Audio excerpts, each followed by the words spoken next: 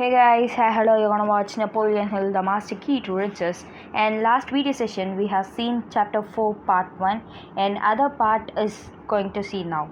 And it starts with how definiteness on purpose leads to success. Of all the great American industrialists who have contributed to the development of our industrial system, none was more spectacular than late Walter Chrysler. His story should give hope to every young American who aspires to attainment of fame and fortune, and it serves as evidence of power one may gain by moving with definiteness of purpose. Chrysler began as a mechanic in a railroad shop in Salt Lake City, Utah. From his saving, he had accumulated a little more than $4,000, which he intended to use as a fund to set himself up in the business. Looking around diligently, and he decided that the automobile business was coming industry, and so he could decide to go into the field. His entry into the business was both dramatic and novel. His first move was on or stalked his friends and astounded his relatives, and for it consisted in his investigation or investing all of his savings in an automobile. When the car arrived in Salt Lake City, he gave his friend still another shock by proceeding to take it apart, piece by piece, until the parts were scattered all over the shop. Then he began to put up the parts together again. He repeated this operation so often that some of his friends thought he had lost his mind. That was because they did not understand his purpose. They saw what he was doing with automobile, but they did not see the plan which was taking from in Walter Chrysler's mind. He was making his mind automobile conscious, saturating it with definiteness of purpose. He was observing carefully every detail of the car. When he was through with his job of tearing down his automobile and rebuilding it, he knew all of its good point and all of its weak one too. From the experience, he began to design automobile embodying all of the good points of the car he had brought and omitting all of its weakness. So he did his job so thoroughly that when the Chrysler automobile began to reach the market, they became sensation of the entire automobile industry. His rise to fame and fortune was both rapid and definite, because he knew where he was going before he started, and he prepared himself with painstaking accuracy of the journey. Observe these men who move with definiteness of purpose, whether you find them, and you will be impressed by the ease with which they attract the friendly cooperation of others, break down resistance and get that which they seek. Analyze Walter Chrysler, accurate, and observe how definite he acquired the 12 riches of life and made the most of them. He began by developing the greatest of all the riches by postmental attitude that provide him with the fertile field in which to plant and germinate the seed of definite major purpose. The building of the fine motor cars, and then one by one he acquired other riches: sound physical health, harmony in human relationship, freedom from fear, hope of achievement, the capacity of faith, willingness to share one's blessing, a labor of love, an open mind on all subjects, self-discipline, a capacity to understand people, and last, financial security. One of the strangest facts concerning the success of Walter Chrysler consists in the simplicity with which he attained it. He had no appreciable amount of working capital with which to begin. His education was limited one. He had no wealth backers to set him up in the business, but he did have the practical idea and enough personal initiative to begin right where he stood to develop it. Everything he needed to translate his definite major purpose into reality seemed almost miraculous placed in his hands, and as fast as he was ready for it, a circumstance which is not uncommon to men who move with definiteness on purposes. So next we are going to see on Martha Stewart multiple success. So Martha Stewart was one of the 6 children born and a school teacher and pharmaceutical salesman in Jersey City, New Jersey. So Martha's lifelong success began when she was still in high school. She started a modeling career which helped her financial on her college education. After college and marriage to her then the husband, she decided to become a stockbroker. Based on his profession of her father-in-law, she invested in a modest wedding gift, which soon became a success enough to be notified by a brokerage firm, and her career was off and running. After selling stocks for a few years, she decided to do something more fun, learn how to become a gourmet cook and began catering business. It was she began to publish her entertaining ideas, and one thing led to another, and soon she was the owner of one of the largest media conglomerates in the world. And ultimately, she was able to sell shares of the Martha Stewart on Z Media and New York Stock Exchange. No small feat for a girl born of modest means in Jersey City, New Jersey. Now let me call your attention to one very significant fact. Earth of Martha Stewart's aim was created by herself in her own mind, and which was attained by her own efforts on sheer merits. And she marked or remarked to one friend that she wanted to be famous and became her definiteness of purpose. Of course, ultimately, her ego became her downfall, a topic which I'll discuss further in another session. So, next topic we're gonna see is $2 million in less than an hour. Shortly after the book Think and Grow Rich, a one-volume impression of a portion of Andrew Carnegie philosophy of individual achievement was published, the publisher began to receive orders from the book from bookstores in the nearby Des Moines, and the orders called for express shipment of the book. The cause of the sudden demand for the book was mystery until several weeks later, when the publisher received a letter from Edward P. Chase, a life insurance salesman representing the Sun Life Assurance Company, in which he said, "I am writing to express my grateful appreciation of your book. I Think and Grow Rich," it said. "I followed its advice to a letter. As a result, I received an idea which resulted in sale of $2 million life insurance policy, the largest single sales of its kind ever made in Des Moines." The key sentence in Miss Chase's letter is in the sentence, "I followed its advice to the letter."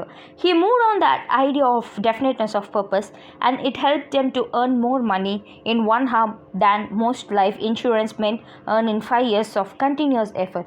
In one brief sentence, Mr. Chase told the entire story of a business transaction which lifted him out of the category of ordinary life insurance salesman and made him a member of coveted $1 million roundtable. Somewhere in reading the book, Mr. Chase's mind established a contact with which mind of the author of the book, and the contact quickened his own mind so definitely and intensely that an idea was born. The idea was to sell a life insurance policy larger than any he had ever thought of selling. The sale of policy became his immediate, definite, major purpose in his life, and he moved on the purpose without hesitation or delay, and his subject was attained in less than an hour. So next topic we are going to see is like how I discovered my own personal power. As Andrew Carnegie once said, the person who is motivated by definiteness of purpose and moves on that purpose with the spiritual forces of his being may challenge those who are indecisive at the post and pass them at the grandstand. It makes no difference whether someone is selling life insurance or digging ditches. A definite, potent idea, when it is fresh in one's mind, may change the biochemistry of that mind, that it takes one spiritual quality which recognizes no such reality as failure or defeat. The major weakness of most person or people, as Mr. Carnegie so often declared, is that they recognize the obstacle they must surmount without recognizing the spiritual power available to them that will allow them to remove the obstacles at will. I recall as though it were only yesterday and the circumstance of my recognition of spiritual power available to me. Strangely enough, that recognition came from the same book that inspired Edward P. Chase to lift himself into the upper brackets of achievements in his chosen profession, Think and Grow Rich. My wife brought the book home and from the public library and asked me to read it. The moment my hands touched the covers, before the book had opened, I felt the strange thrill of inspiration which caused me to begin, then and there, to open the book to read it. Before I finished the first chapter, I recognized that some strange quake of faith had caused my book to be placed in my hands. I took it to the bed with me and read it from the cover to cover. Before I went to sleep the next morning, I woke with a new man. I had been literally reborn. Indecision and doubts were forgot or forever gone. In 6 brief years, that idea enabled me to project my influence for the benefits of millions of people throughout a large portion of the world. At long last, I acquired a blessed art of sharing my rich with others, and I acquired spiritual riches in their fullest and the most bountiful form. Moreover, I had discovered my other self, and that self I had never known before. I also had discovered the existence of 9 practices which guide me in all that I do. I was so elated over my changed life that it seemed imperative that I met the author of the book and thank him in person for the good fortune. And more, finding him was like searching for a needle in a haystack. For he had retired and was living in the seclusion, and his publisher could not give me his address. So I traced him from one address to another until I finally located him, after having crossed the continent on 3 times in my search. My urge to meet the author was due mainly to a feeling I had that he had not exhausted his entire knowledge on the subject of individual achievement through the pages of Think and Grow Rich. In this assumption, I was correct, for I discovered that he had mentioned only 3 of the 17 principles of individual achievement in this book, and he had written an entirely new course of which the entire 17 principles had been presented. Applying the principles of going the extra mile, a principle in which I believe devoutly, I included the author to permit me to carry out a very important portion of my definite purpose or major purpose in life, that of assisting in taking or this philosophy to an ailing world at the time when it was most needed. I said to the author, as now say to you, that I would rather have had the privilege of being author of the philosophy than have been the President of United States. And the next to that, I would rather have the privilege of helping to take it to the world than to own all of the world's wealth. And the privilege has been granted to me. I exercised my privilege in the variety of ways. First, I made the philosophy available, although in a brief form, though a series of radio programs, which were broadcast several times. Next, I helped to make the philosophy available in printed lessons, which I will be distributed to the people through newsstand and bookstore throughout the country. Then I aided in having it imprinted through videos and DVDs suitable for presentation in company meeting and distributed to them through the Corporation of Management. In addition to these outlets for the philosophy, I helped organize a nationwide series of private study clubs in which philosophy was publicized through videos and books. It was my purpose to cooperate with the religious institution of the nation by helping to provide the means by which the philosophy may be available to the members, of which I hope to. And I have also arranged with the author of the philosophy to write a book for children in which the philosophy will be interpreted in terms that will grip their imagination. This book will be distributed through the bookstores and it will be available for use in the public schools too. Beyond this, I hope to make other contributions as opportunities present themselves leading to the distribution of the philosophy on the scale so vast that it will become available to every person who is searching for her or her own place in the world. Thus, I had the privilege of revealing the inner working of a mind that has been inspired with a definite major purpose in life. And though the task may seem extensive, let me assure you that my contribution will be truly a labor of love. My compensation consists of an ever increasing reward which is known only to the man who has discovered the blessed privilege of gaining riches by sharing his blessings with others. Riches, the real life of real riches of life. Increase in the exact proportion to the scope and the extent of the benefit they bring to those with which whom they share. I know this to be for true. I have grown rich by sharing.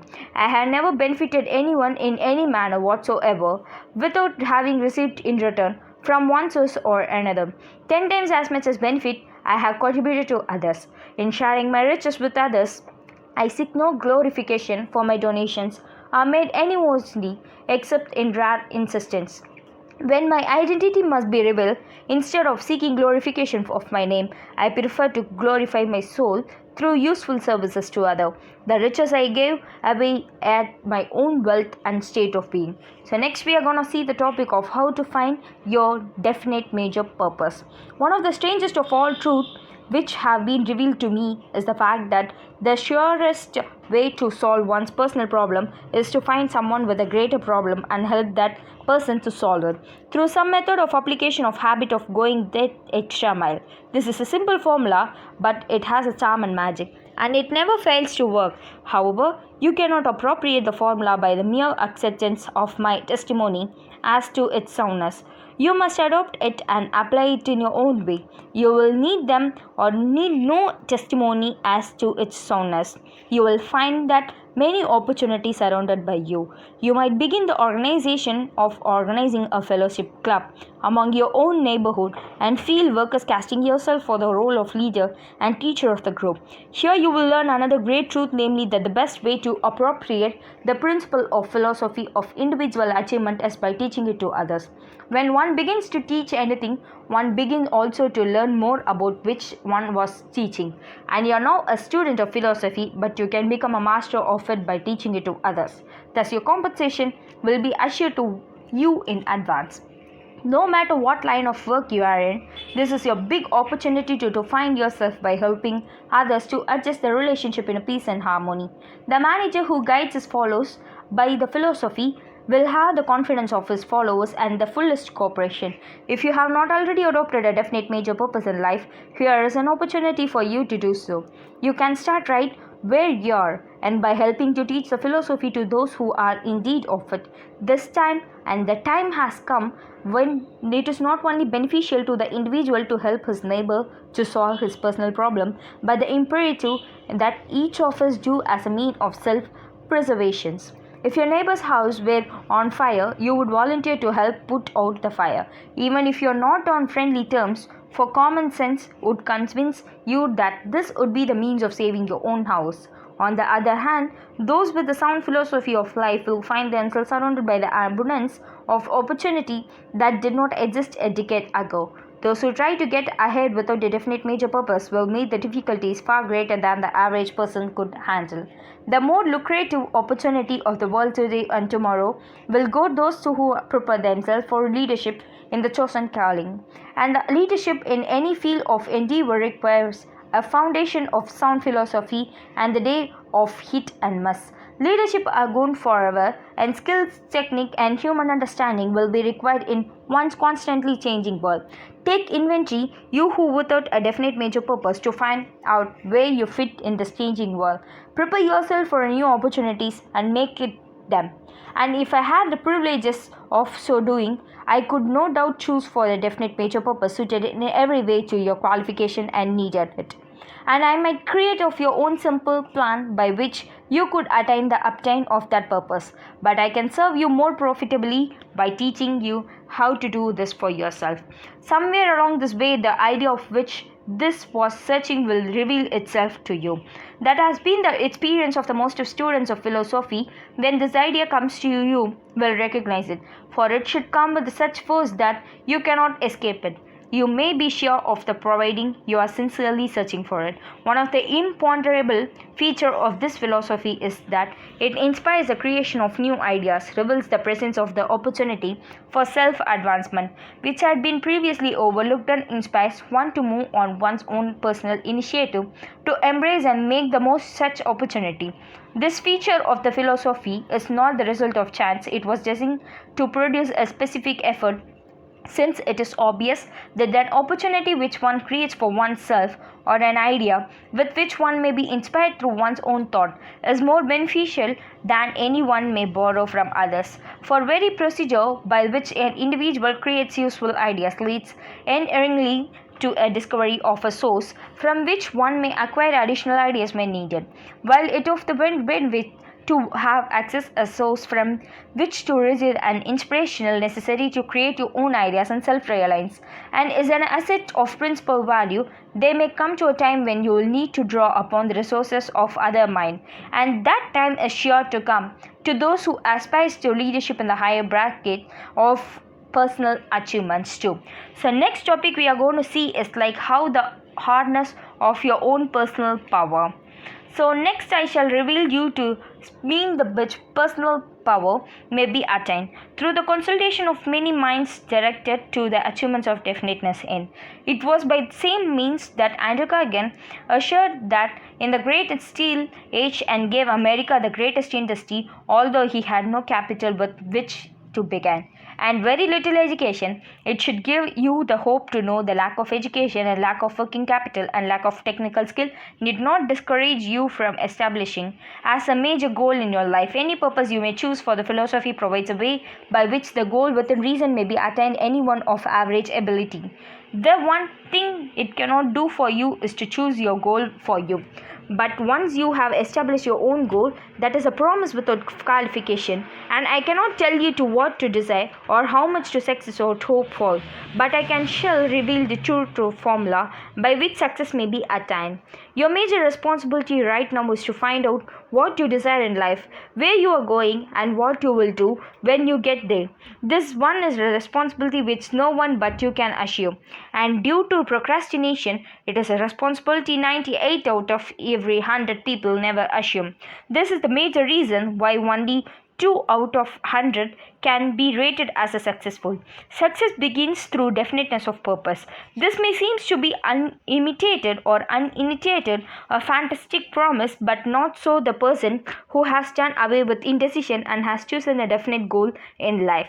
I speak not from the observation of others alone, but from my own personal experience too.